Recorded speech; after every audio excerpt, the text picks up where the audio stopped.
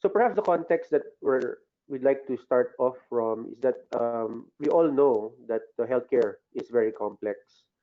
Um, there are many stakeholders in a healthcare system, and many of them have varying and sometimes competing agenda. Some of them want to get more reimbursements, but at the same time, some of them might want to control costs, and some of them would like to would like to get the best quality care, but at the lowest price possible. And sometimes, that can be very challenging when you need some technology to be able to get the best quality for yourself. And then in between these stakeholders that have competing agenda, they have interactions between each other. And these interactions, some could be very mature, like a patient-doctor relationship is very mature, but some are not that mature, especially if you're just starting out your national health insurance system and the insurance agency has not yet established a good base or a good foundation for operations and management, and being able to convince the people or the members that they are able to provide adequate benefits to the patients or to the members. It's definitely resource intensive on health human resource, on technology, supplies, medicines, salaries, and oftentimes there's a wide variance on what stakeholders define as quality.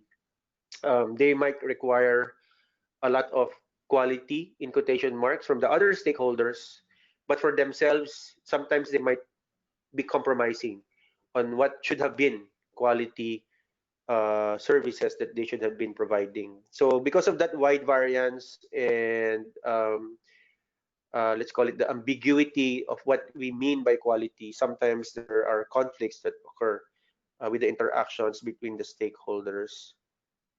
And often the entity that would suffer the most would be the patient, because the patient is just an individual and the other stakeholders are larger entities like the ministry, the pharmaceutical companies, the network of hospitals, the society, the professional societies of doctors.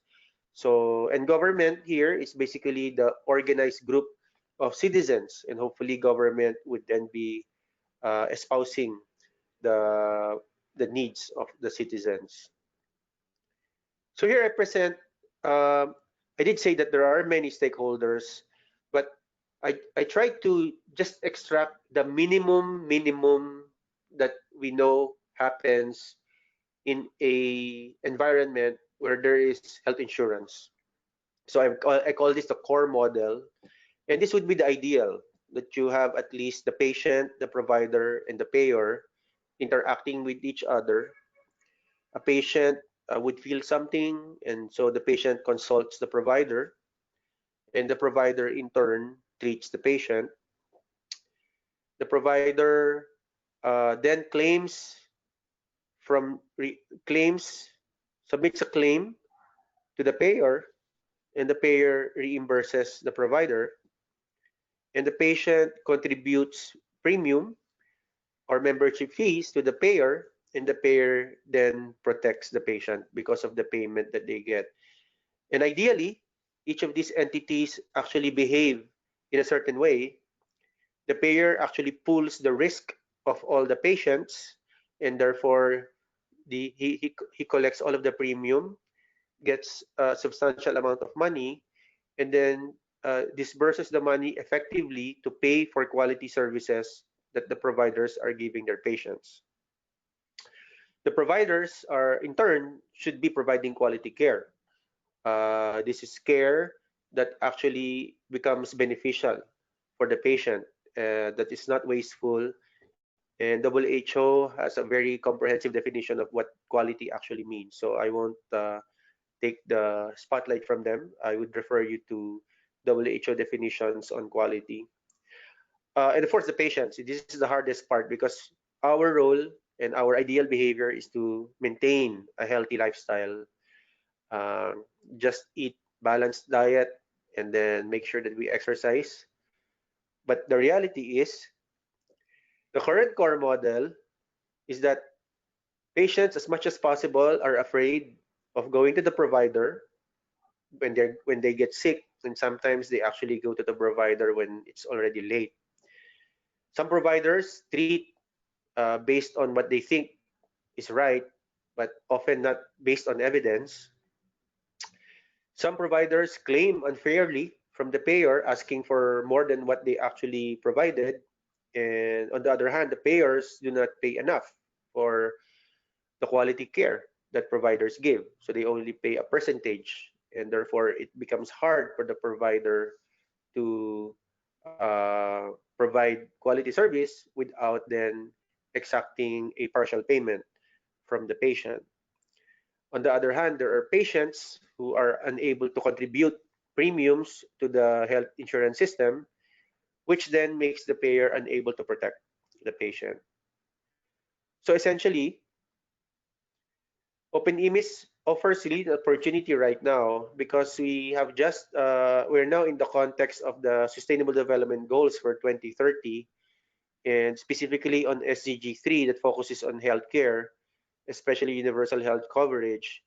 We find ourselves in an environment where there's a political readiness to espouse good health values like universal health coverage. At the same time, information and communications technology has become very affordable and accessible to the common man. And in this case, ICT as used in healthcare is what we define as digital health, or sometimes previously called e-health. And we now know that ICT used properly can help standardize and streamline various processes and interactions that we showed that are in support of universal health coverage. So the hypothesis that is playing around in our mind is that if there was an ICT system that standardized these processes, will stakeholders behave accordingly? Will will they be able to achieve better health as patients, provide better quality care as providers, and provide better support to patients and providers if you are the payer? And that's where OpenIMIS comes in right now, just as open source software, but soon, because of the communities of practice that we are forming in AeHIN and in Asia, hopefully not just software, but a movement. And the premise is we think we can achieve universal health coverage if there was a community of practice of stakeholders who understands the fundamental principles of universal health coverage, who are willing to play their role responsibly in the core model, who know that there is a need to change from the current system to a new system, and who recognizes the value of ICT as a key strategy in that change. So from the current model, we hope that we can reach the ideal core model, and we're seeing how a simple set of software like OpenIMIS, together with the people who are involved and concerned with this change, can start the ball rolling, so to speak, in that transformation. And this is what we call the AeHIN OpenIMIS community of practice. And we got support from GIZ to start the thinking process and the thought leadership as to how a very simple set of software that's actually being used in production in Nepal and Tanzania can be the starting point of that transformation of the use of ICT for universal health coverage. So at this point, maybe you're interested what OpenIMIS is and what it can do. So I will call on Saurabh. Saurabh, I still have your slides here. So either you can control my screen or I give you control. Okay, go ahead, I have Saurabh. control of the screen now. Take it away. Yep. Can you see my screen? Yes, go ahead. Yes. Okay. So yeah, as Alvin just pointed out, I will be going through some of the features of OpenIMIS. And most of the demonstration, all of the demonstrations that I'll be doing will be based on the demo server that we have up and running on demo.openimis.org. So you're welcome to play around with it once we're